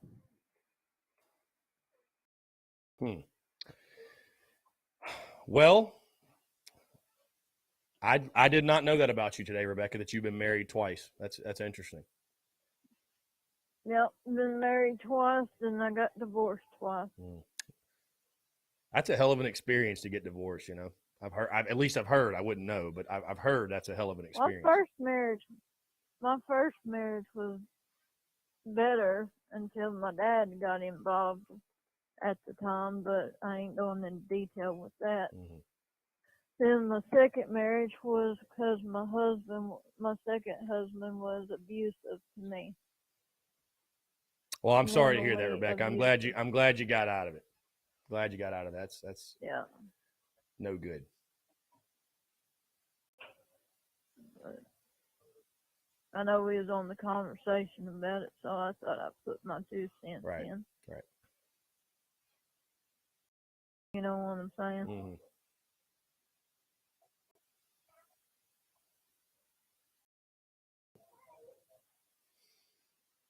But I just thought I'd just call in for a few minutes. Yeah, Say hello. phone lines. You're the first call of the day. So you are indeed the first call of the day.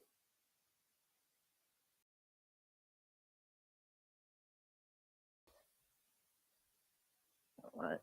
Where's Robbie Davis at? Robbie Davis wanted me to tell all of you. I'll pull it up. Robbie Davis is busy this week. He actually told me to tell everyone if people were asking.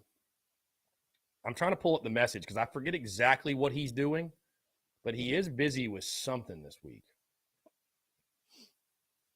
Let's see. He is busy with. Let's see. Let's see if I find the message here. Yeah. Let's see. He says, "I'm going to be." So he's working at Zaxby's. Rebecca, we got to let you go. By the way, we got a very important call coming in. All right, we got to let you go. I will give us a call back. We'll talk to you soon. Call from Kelsey Quarles. to accept, press. Kelsey, what's going on, man? How are you?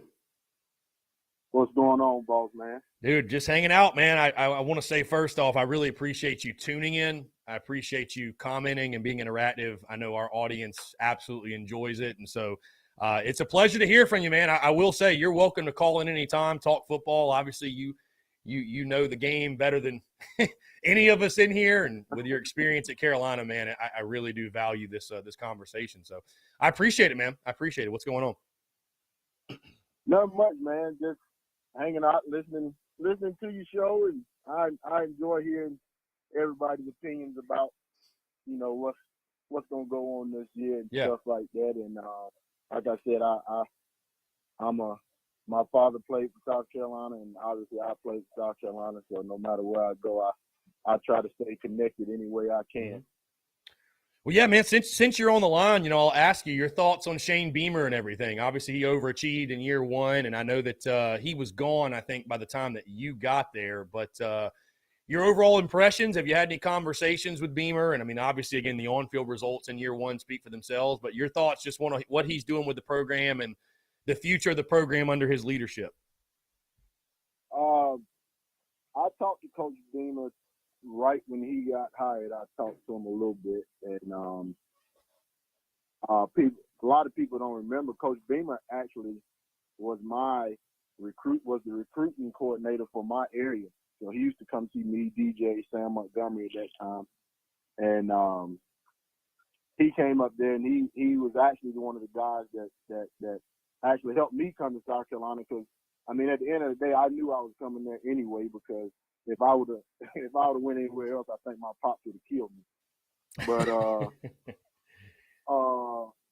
yeah, I think Coach Beamer gonna do a great job, man. I think that in the first year of him being there and what he accomplished, taking people to a bowl game and taking the team to the bowl game and just getting control of the program. I mean, and I see now, and we also see now, he's not taking forever to get recruits in, and that's how we're gonna win. And I don't think that this is gonna be a thing where, we need to be patient.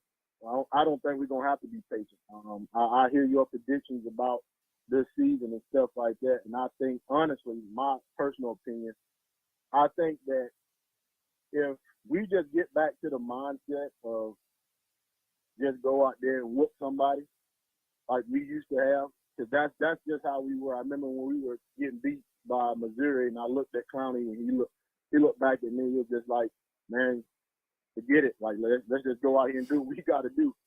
And we came back and won. And, I mean, once we get back that mentality and just saying, you know what, we don't care who's on the schedule. We don't care who's lined up against us.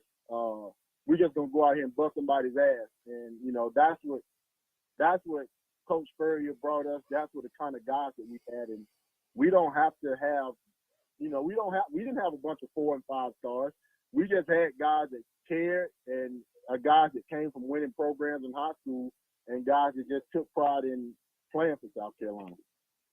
Yeah, man, I think Beamer's definitely bringing that mentality as well. And like you mentioned too, man, it's crazy. I mean, we sit here and give predictions and projections and talk about being quote unquote realistic, but I will say the way that Beamer's hit the ground recruiting and the transfer portal has really changed, I think, you know, in regards to, I don't want to say like a rebuild, but like you're mentioning, man, like as long as the time it takes to build a program because of the portal and being able to bring guys in that are maybe, you know, like a Spencer Rattler or Wells or Devontae Reed who are experienced, Terrell Dawkins, you know, you can speed up that process. I do want to ask you, Kelsey, because obviously, again, you're locked in with Carolina football. You're a Gamecock. You bleed the garnet black. You watch all these games.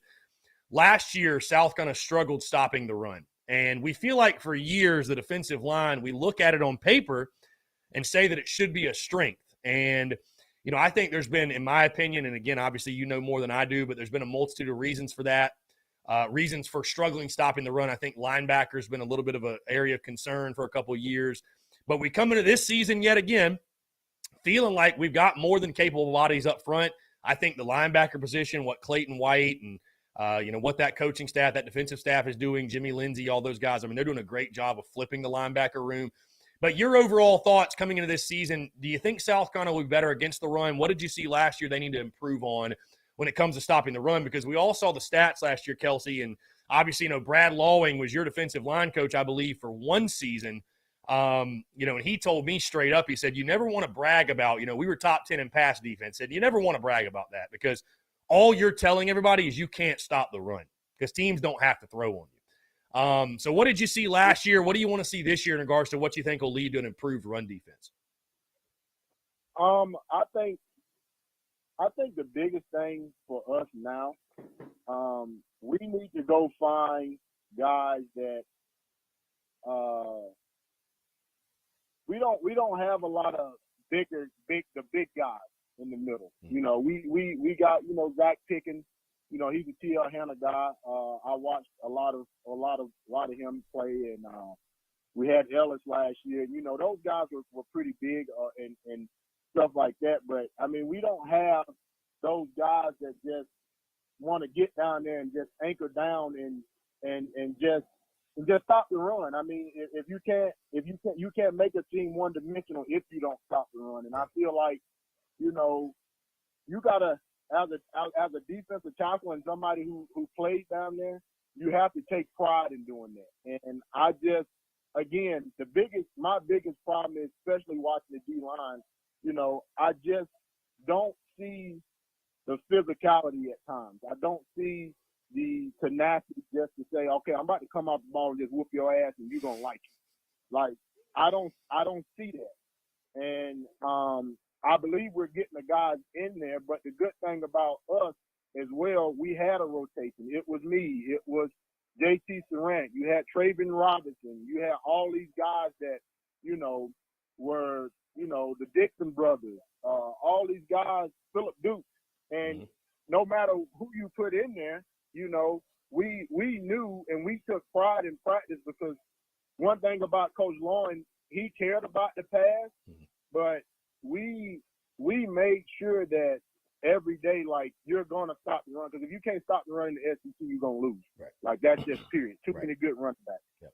But I just think that we just need to get more guys that, like, you know, as far as the three technique, you know, you can't be a three technique. And sorry to say this, you can't be a three technique in the SEC and be 285 pounds. You just can't. It's not going to happen. Like, those guys are too big, they're too fast, they're too strong. They're able to move people. And like I said, we were so rotational because we all were strong. We all had that mentality. That's what I feel like Coach Beamer's gonna bring back to this program. Just the mentality of going out there and just physically like beating people up and being bullied. Yeah, I mean, again, you talk about it, man. It all comes down to line of scrimmage. You know, we get so caught up in the quarterback and the flashy players on the outside, but as much as football changes, it stays the same, man. It's a line of scrimmage game for sure. And the team that, I mean, if you can take the man in front of you and move him out of the way one direction or another the way you want him to go, you're typically going to win that football game. I mean, that's just bottom line. Right. I mean, and it's just like, you know, in 2000, it was in 2012, we knew we were going to have to start Keith Marshall and Todd Gurley. Right, and we knew that was going to be hard. Yeah. Like, and it was hard. Like, I've never been so amazed to look at a human being in my life when I seen Todd Gurley line up back there. I was like, holy shit, this fucker is big. And I don't think they got over 50 rushing yards that night. And we just, you know, that's another thing. You know, we just got to be able to step up to the challenge and understand, like, look, if we let these guys get loose, it's going to be a long day. And, I mean, and obviously that night, you know, Georgia could have had all Americans across the board. They wouldn't have won that game. Yeah. Is that your favorite game from your time at South Carolina? I mean, you played in so many great ones, but I know it's really hard to top that 2012 Georgia game. I mean, I know for many fans, people tuned in. You can't top that game. No, yeah. My personal favorite game was the Missouri game. Yeah. But that game, like I tell people all the time, I never forget. A lot of people forget this. They were driving, and I got lucky and I tipped the ball. And that's when Devontae Holloman caught the interception. And that was the loudest I've ever heard that place in my life. Mm-hmm. And I remember I tell people all the time because they love talking to me about it. I said, me and Jadavion were standing right beside each other. And I yelled, and he still couldn't hear me. He couldn't hear me. That's how loud it was in that place. And we knew, like, you know, I talked to DJ a lot, and I just talked to him the other day, and he said, man, you remember before the game that, you know, we were so ready to play that game. Like, we couldn't sleep, we couldn't eat, like, we were just so ready to play that game because we knew, like, this was it. It's time. College game day in town for that. That was a crazy day, man. And again, I know folks that are tuned in right now and Gamecock fans everywhere, that's still one of those that really, you know, you'll just never forget where you were. You'll never forget that night. And I would say some of the greatest football we've ever seen the Gamecocks play. Dude, it's crazy. I was looking at your stats, by the way. And it's funny, man, when I think back to you, I think back to your career, all the great plays you had. But it's hard for me to forget, man, the 2013 season, that entire season, because you had 9.5 sacks, which is wild for a defensive tackle to have. But you always had like the jersey halfway up and the belly out, man. I feel like that was kind of your signature thing. I loved it. I loved the look. Yeah, everybody always asked me why I started doing it. It was we played Georgia my junior year, and it was hot. Yeah, like it was super hot that day, and Coach Long used to always tell me because he had left that year, he went to Florida and he had Deke Adams, and you know, Coach Long used to beg me, like, Kelsey, will you please just leave that jersey down? I'm like, man, look, I gotta let this thing breathe, man. It's hot. It's like it's gonna roll up anyway because I get my jersey cut so it could be as tight as possible. And everybody loved it. My mom hated it because she hated looking at my stomach taking off the TV, but it was okay. Oh man, God, yeah, that always. I just remember there was like a highlight from the UNC game where you're like dancing around after. I think it was like the final stop or whatever, and you got the jersey halfway up. But yeah, man. My favorite time of seeing that when we played Mississippi State, and I actually played with this guy when I played for the Colts, and I think his last name was Robinson, and I came down the line of scrimmage, and I completely smacked him. I cleaned him, and everybody, and that's after that, all the students came up. Oh, we got to get belly shirts now. We want to have a belly shirt now. I love that, dude. That's incredible. It just adds to the legend, my guy. Hey, you also, when you were in Carolina, I mean, you, dude, I was just gonna say, man. I mean, heck, you won 3 bowl games. Is there one of those you were talking about, the Outback Bowl? Is that one your favorite, or which of the 3 bowl games is most memorable? I tell you, man, to go through a career 3-0 in bowl games, that's impressive. It's really impressive. Yeah, and you know, people forget all the time. We went 33-6 in 3 years. Yeah. We went 33-6. That's incredible. I never realized that until a couple of years ago. A man walked up to me and he was just like, "Dude, you know you lost 6 games in college." He said if you know Gamecock history, we used to lose. We lost 21 games straight. Right. And he said, and he said it should be rough, man. But my favorite bowl game was my last one, that Capital One game. I knew that was potentially going to be my last game playing at South Carolina. I wish it wasn't. Everybody always asks me, do I regret leaving? And I do. I should have stayed my last year, and I wanted to stay my last year. But yeah, that Capital One Bowl, that was, because nobody expected us to beat Big Ten. Oh, they're gonna run the ball down your throat. They're big guys. Don't get me wrong; those suckers are big, man. Those are some of the biggest offensive linemen I've ever seen in my life.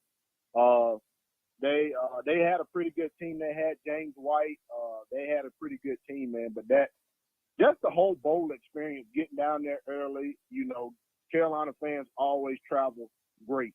And it was just spending time with my family and spending time with the guys. It was fun. You know, we took practice series and stuff like that, but Coach Spurrier was kind of, you know, he was finally chill and laid back because, you know, we talked to him early in that week. It's like, you know, we're going to go handle business. Don't worry about it. Yeah. Yeah, it really, you know, there's a lot of people, Kelsey, that like to say today, oh, you know, bowl games don't matter. They're meaningless. And I just tell people, I'm like, I don't know, man. I think for South Carolina, and you look back at those bowl games you guys won, and, boy, you're going to have a hard time convincing me that bowl games are meaningless when you look at how much fun those games were. And, you know, you have guys like Clowney and yourself and that could have, you know, guys are sitting out now. But I tell you, those are some of the greatest memories in Carolina football history, man. It's like just to think. Yeah, it's stupid. It's stupid to sit out I think it's stupid to sit out a bowl game. I mean, you got a university that has given you all this money to play football, to get an education, to create a name for yourself, an opportunity for yourself to do something better with your life. You know, why wouldn't you play? You know, I wish, you know, my goal is to get back into coaching and to you know, kind of, you know, tell these guys, you know, that's why you show appreciation to your university, man. Just go out there and play. You know, it's fun. You can get a ring out of it. You get so many gifts. It's ridiculous. You know, I remember we went to the Outback Bowl. I ate Outback for like 3 or 4 months after that. I had so many gift cards. Love that. Yeah, these guys got to play, man. But the college game has changed now, man. Everybody getting paid, and everybody think they're professional. And half these guys are getting paid. They'll probably go to the NFL and won't do a damn thing. Yeah, I was going to say, what are your thoughts in NIL? I mean, dude, some of the numbers obviously are just, they're crazy. I mean, they're like, I think I question your sanity if you're willing to give like a high school kid like $8 million who's done nothing. Like, what's the incentive to go earn anything? Who gives a kid $8 million? Yeah. Who gives a kid $8 million? You're 18 years old. When I got to the NFL, my first paycheck was $23,000. I cried over that. Yeah. You know. Right. This is. I mean, why? It's just gonna turn into a bidding war. You know, kids not gonna like me. You know, with the tradition of my father going to South Carolina, and then a lot of people don't know this, but the reason why Elena Coates came to South Carolina because that's my cousin. You know, she came to South Carolina with us, with me, and we don't have that tradition no more. It's all about, well, and I get it.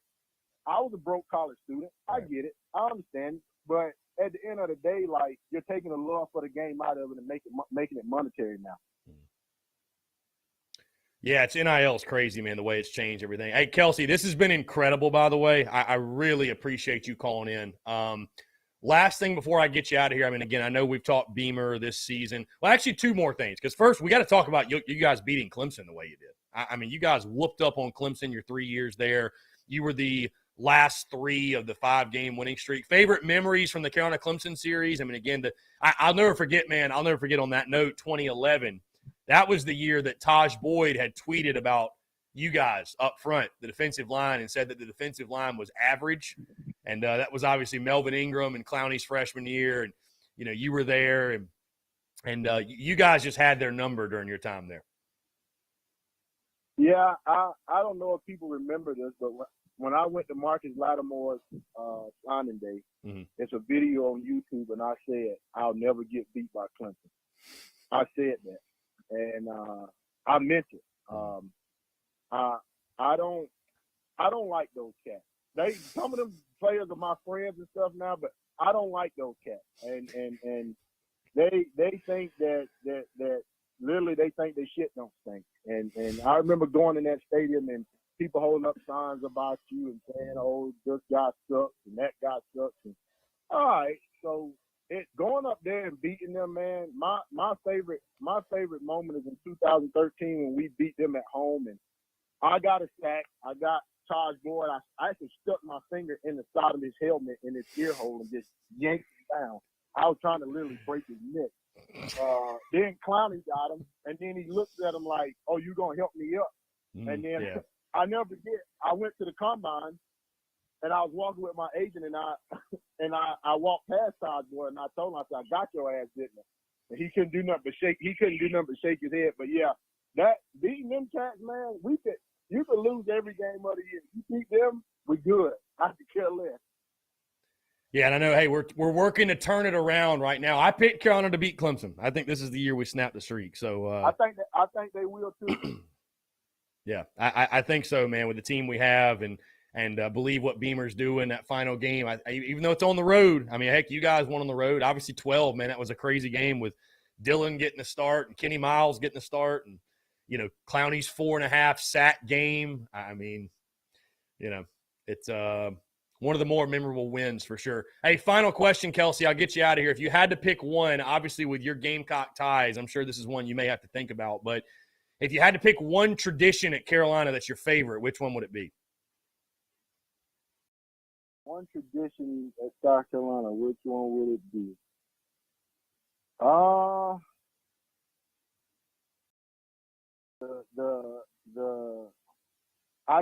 can't get over Sandstorm. I hear that anywhere I go. I hear it on the radio or something like that. Like, and even now, how they got the towers in unison and they just go up and down and stuff now. It's stupid. Like it's if when I go to games and stuff like that, man, it's like I just want to go grab my helmet out the case and just say, man, you know what? Forget it. Let's do this. Let's do it again. Hey, trust me, there's been plenty of times since you left I've been like, I'd love for Kelsey Quarles to suit up right now. Man. Yeah, but nah, dude, that's incredible. Kelsey, like I said, man, I really appreciate you calling. I know my audience appreciates it as well, this conversation insight. Anytime you want to call in, my guy, you're more than welcome. And I was going to say also, shoot me a DM and let me know your address where I can send you a care package, man, because we need Kelsey Quarles rocking some Beamer ball or Beamer Rattler or whatever merch it is you want to rock, man. We need Kelsey Quarles in the merch. So just hit me up and I'll take care of you. But seriously, man, we'd love to have you back on. This is incredible, and I really appreciate you taking the time, my dude. Absolutely, man. And thank you for loving us, and thank you for always having our back when we got all these haters in the world. But we're going to prove them all wrong, I promise you. Yeah, man. I can't wait for kickoff. Kelsey, I appreciate you, man. Absolutely, man. All right, brother. Take care. Great stuff. Hey, that's why you tune into the Daily Crow, folks. You never know. Awesome combo. What I will do, by the way, is I will clip that conversation. If you're just now tuning in, you tuned in late, I will clip that audio. We'll attach that to the podcast tomorrow. That'll be tomorrow's interview. How about that? We will attach that to the podcast tomorrow. That was Kelsey Quarles just casually calling in and having a 20-minute conversation. We love that. Incredible. I mean, dude, that's just awesome. That's just awesome. Another way to put it. Guys, we are going to jump into one final break, but I want to continue to hear from you. More of your questions, comments, calls, and more on the other side. You're tuned in to the Daily Crow.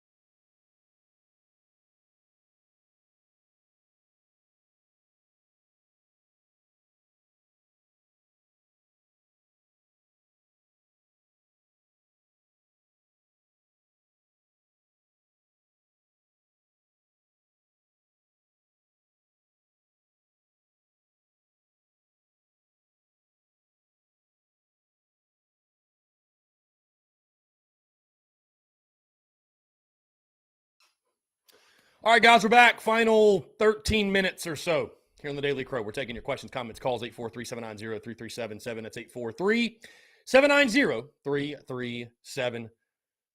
I see a lot of comments that say, Garcia yesterday, Kelsey Quarles today.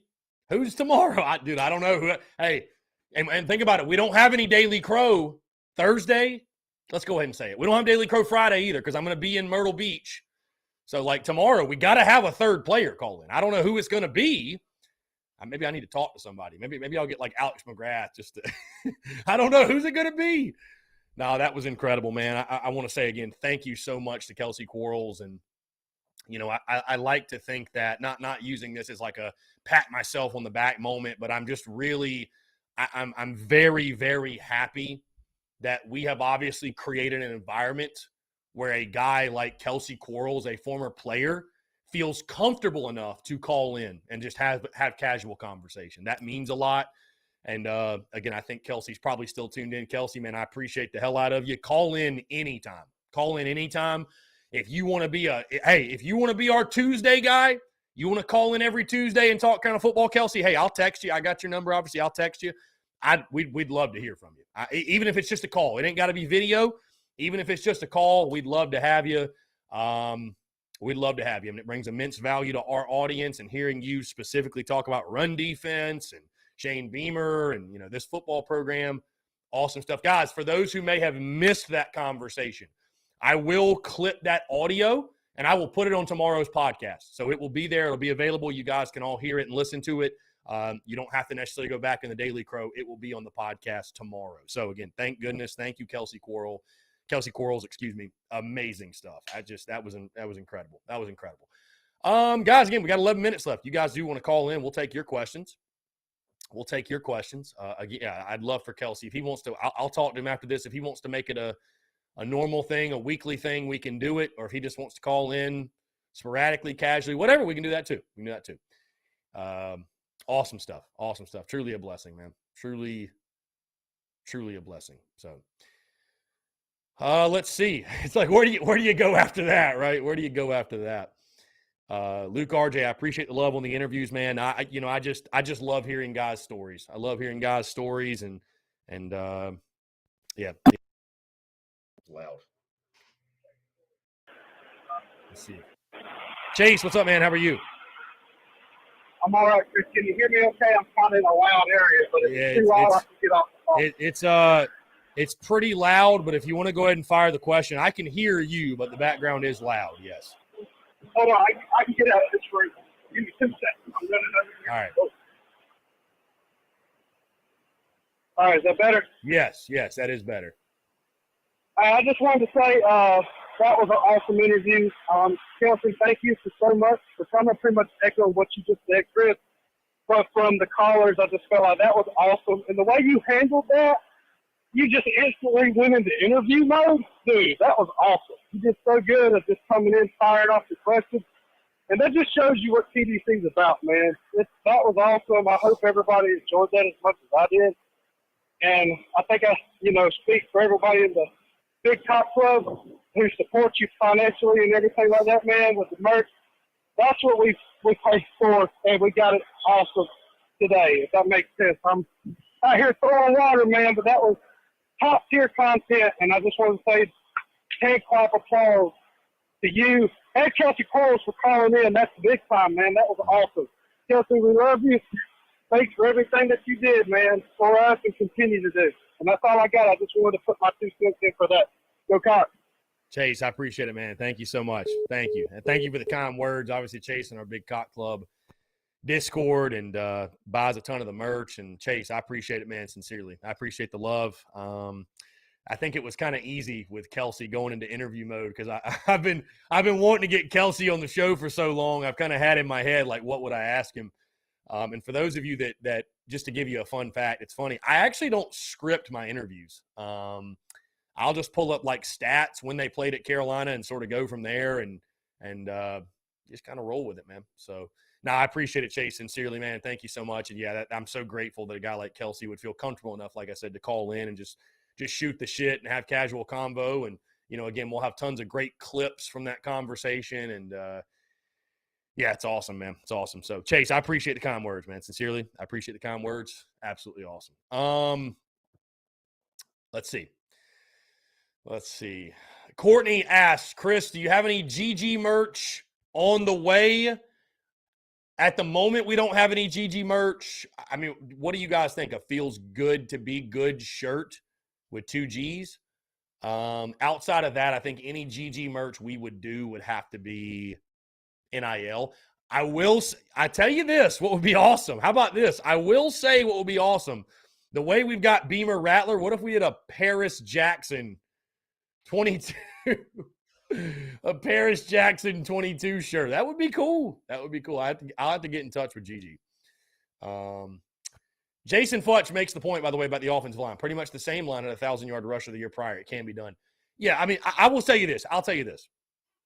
I don't think this offensive line is as good as the 2020 version of like producing a 1,000-yard rusher. I don't think this line is as bad as what we saw last year. I think the truth lies somewhere in the middle. So I think they'll be improved this year. The question simply, how improved will they be? 129 career starts. 7 guys on that line that have started 6 or more games. So you got plenty of experience. It's just about, Kelsey Quarles just called in and said it, guys. It's line of scrimmage. The teams that can run the ball and stop the run, and it's not even just about running the ball. It's about, can you run it when you want to run it? When you got 3rd and 2, can you line up and say, we're going to run the ball. You can't stop us. We're going to get these 2 yards, And then, of course, like he mentioned, stopping the run, man. It's just, if you can't stop the run, it throws everything else for a loop. It demoralizes a defense. You're playing on your heels. They're just, you can't attack. You know what I mean? If you can't stop the run. So great insight from Kelsey. Fantastic insight from Kelsey Quarles, and a guy that certainly, again, knows a thing or two about stopping the run. They did a fantastic job of it when he was in Columbia. So, again, guys, new merch on the store. I'll be posting right after this, tsus.store. That is tsus.store. By popular demand, the Beamer Rattler collection now offered in garnet and black.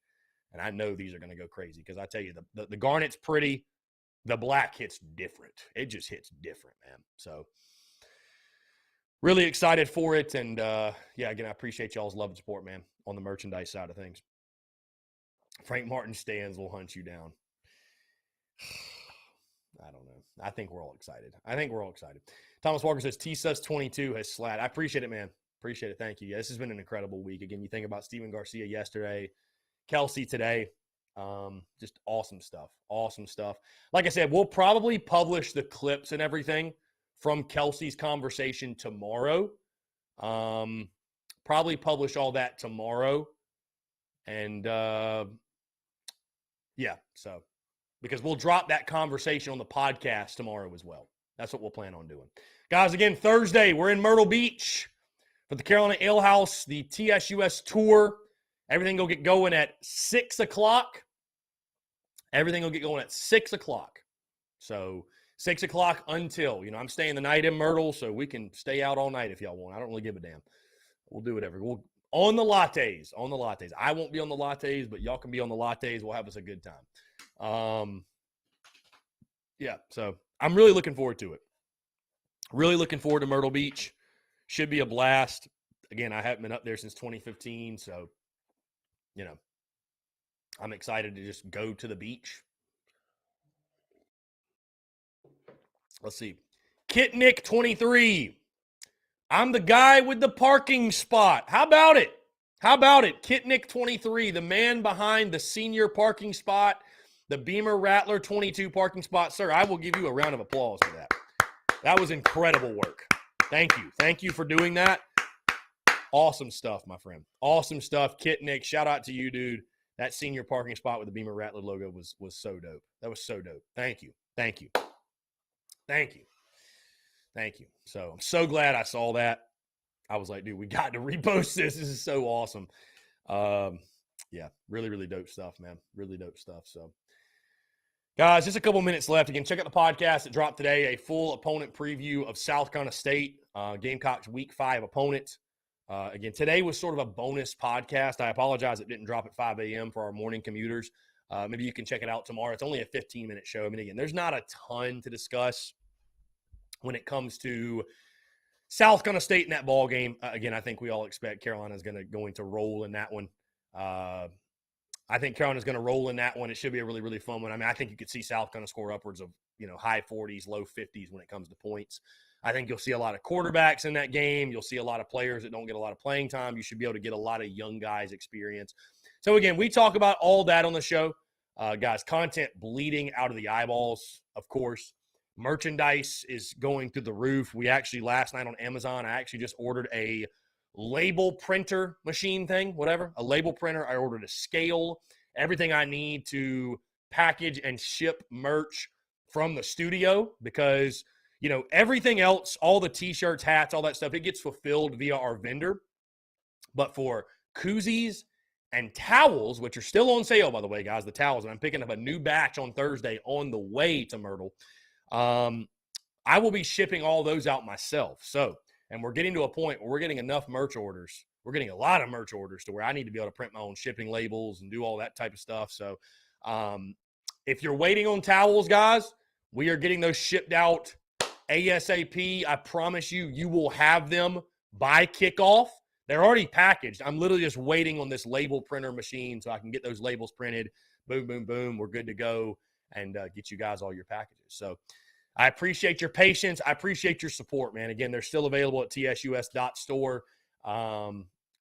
Dude, I'm telling you, I mean, the biggest game changer is the merchandise side of the business. I mean, it's if you look back 2 years ago to today, like what we're doing with merch, it's incredible, man. I'm just so happy that we are able to spread value in that way, through merchandise. And it's a passion of mine. I love the merch. I love just creating stuff. There's nothing like, there's nothing like rocking the merch, man. And I just love it. I love it. I'm so happy I get to use my creative juices and be in peak flow state and sit down and create this merch. And it's awesome, man. I mean, it's just a huge passion of mine. So Luke RJ, I will have stickers. For kickoff. I got to find a new sticker guy up here in Greenville, or I could just use the online, but I'll probably just start using online again. I will have stickers at some point, though. Honestly, I've been so focused on the move and getting these towels done that I do not have stickers on me right now. I do have, though, hey, if you're in the Big Cock Club, by the way, if you're in the Big Cock Club and you have not gotten a koozie and a sticker from me, come on out to any of these Carolina Ale House events or meet me at the tailgate. I've got a koozie and a sticker for you free of charge. If you're in the Big Cock Club, that's for you. So come on out. I will give you one of those. Guys, we've hit 2 o'clock. Appreciate you all tuning in. Thank you all so much for the continued love and support. Yeah, last thing, John Edward, if you're coming to any of the Ale House events, tailgates, any event I have, I will have koozies and towels on hand. So, yeah, if you want to avoid shipping costs, and I honestly appreciate when you do that and you buy it on hand because then I don't have to package something and ship something. So if you want to wait until you're in person at these events, I would love you to do that. And I will have the towels and all the other merchandise, or at least the towels and the koozies on hand. Anyways, guys, we've hit 2 o'clock. Appreciate it. Y'all check out the podcast. Stay tuned to all the content bleeding out the eyeballs. Y'all have a great rest of your Tuesday, and we will talk to you all tomorrow.